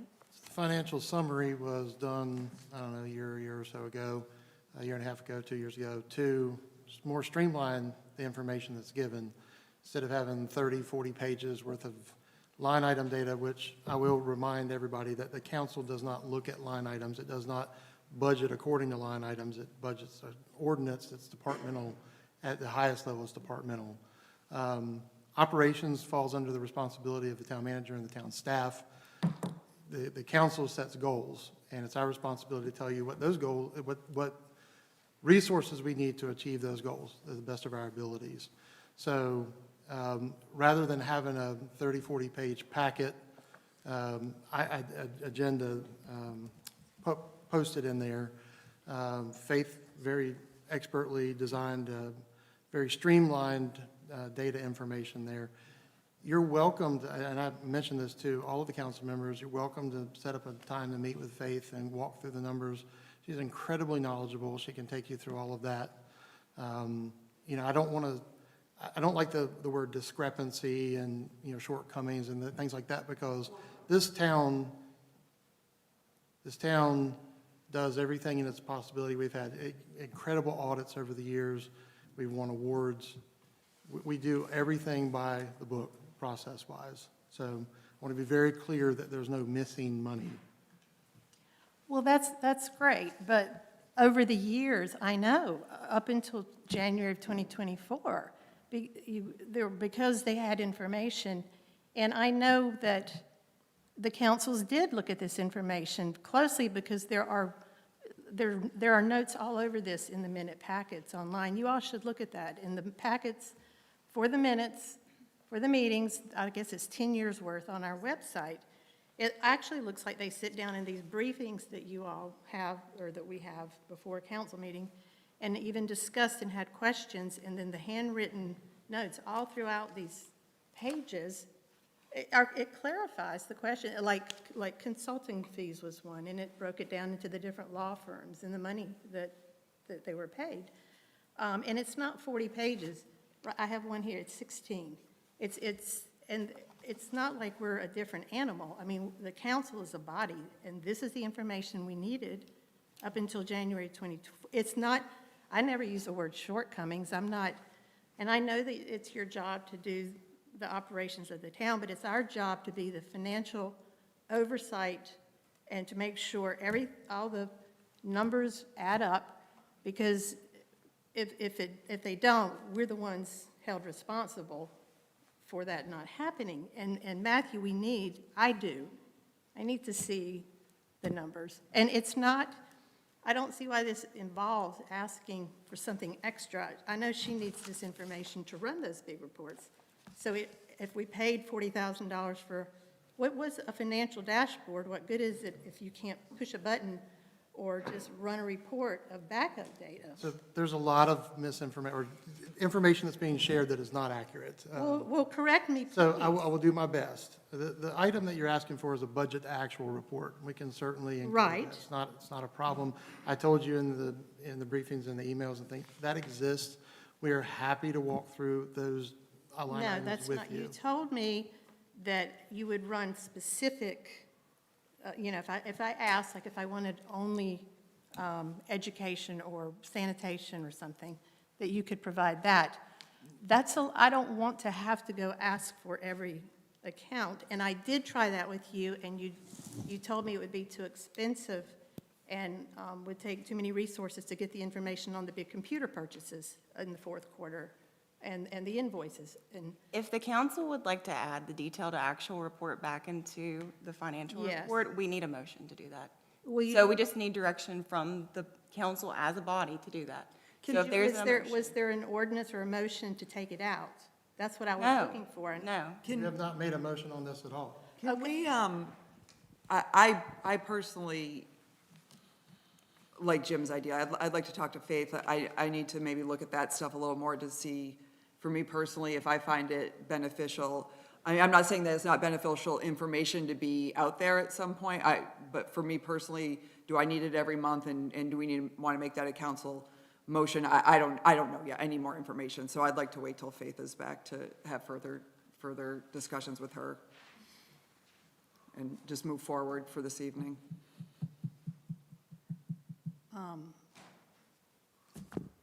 I mean, unless Pam and Jim Gibson, you feel differently and have a desire to make a motion to this end right now. Again, I'm not opposing this at all. I think, and I don't think that it would be an ordeal to implement it back. I think that's what that's not an ordeal. But, I think if we want to, see what Faith has to say, I mean, in all fair, with her not being here, that's fine. But I'm not opposed to it. I don't think it's a big deal. Right, Is it? yeah. I just want to not a big see, deal? I just don't know enough. Yeah, so, no, yeah, I'm fine. We can definitely. I would say I'd feel the same way. I don't, my knowledge about that would be limited at this point. And so saying it's good or bad is, wouldn't be fair on my part. I think it would be a valid thing to ask Faith about that and get the information there. If it's not a big deal to just put it back, then let's have at it. But I think it's important to, ask those questions. But I think it's something that I would like more information on before I say we should or shouldn't, or this is wrong or this is right. Yeah. But if it's not a huge issue, then we can certainly do that, so. Same. Do we need to make a motion to say we're gonna No.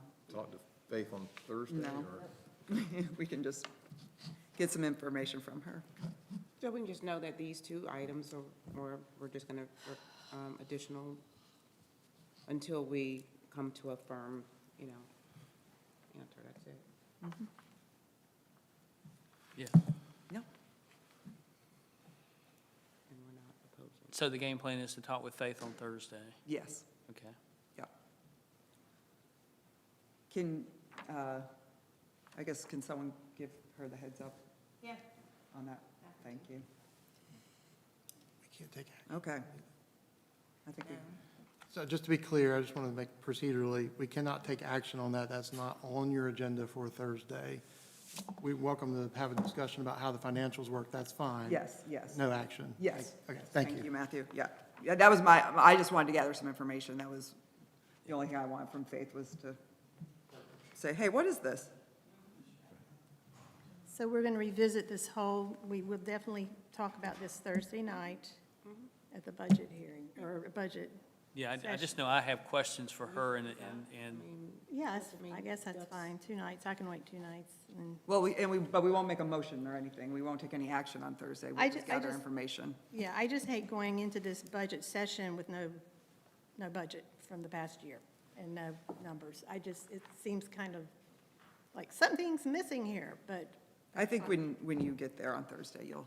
Just for smooth operations, it is helpful if you will provide those questions to us ahead of time so she can be prepared for them. Sure. Just so we have an idea of what you want. Thanks. Yes. Okay, and I just said that. I just want the report she's to run. That's all.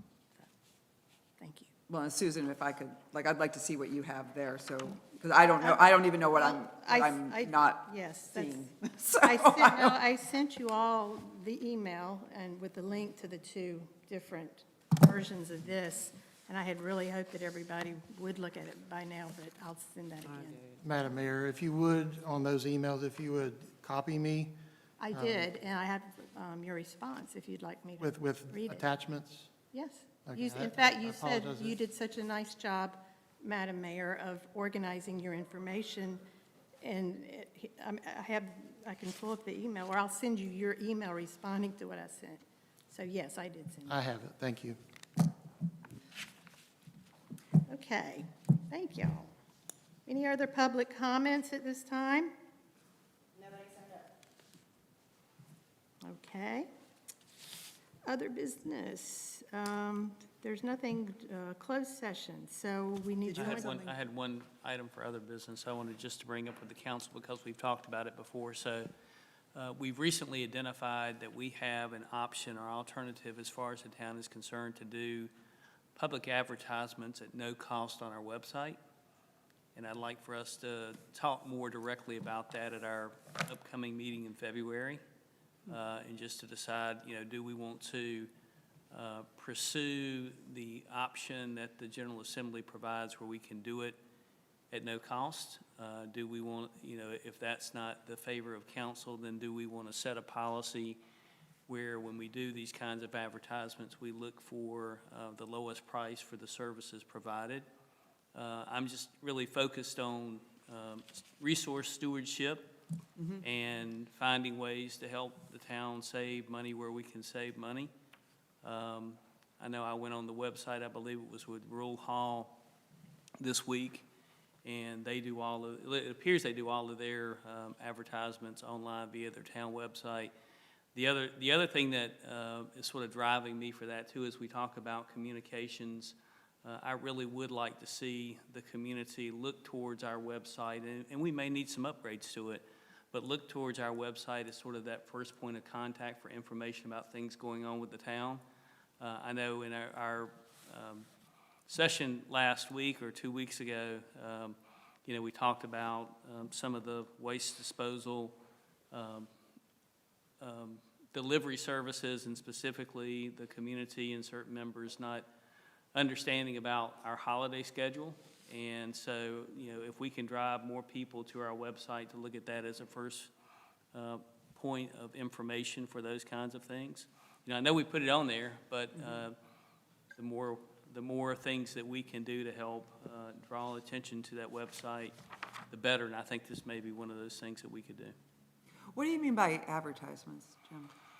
So, like with public hearings, special meetings, maybe you can help me out here, Katie. There's things that we are required to legally advertise. Right. And so, in the past, it appears that we've done a lot of that advertisement directly in print. Okay.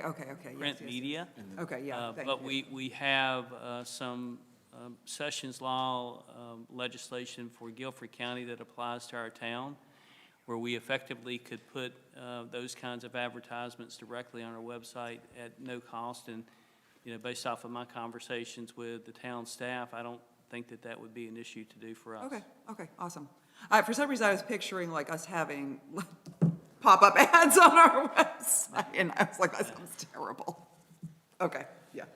But I'd just like to see us, put that on the agenda for the next meeting. And I'm advocating for us basically processing an ordinance so we can give ourselves the permission to do that under state law, where we can do it at no cost for the town. Okay, awesome. I'd be happy to update the council on that at the February meeting. It does require ordinance, as you said, so it would require a public hearing. It's not something we would adopt at the February meeting, but I'd update you on that, no problem. Perfect, thank you. Thank you. That's it, Madam Mayor. Okay, any other business? If not, then we have to go into closed session. I make a motion to go into closed session per General Statute 143-318 to discuss a matter related to attorney-client privilege, 545A Oakdale Road and 301 Lee Street, and a personnel matter. Here's a second. All in favor? Aye. Aye. Opposed?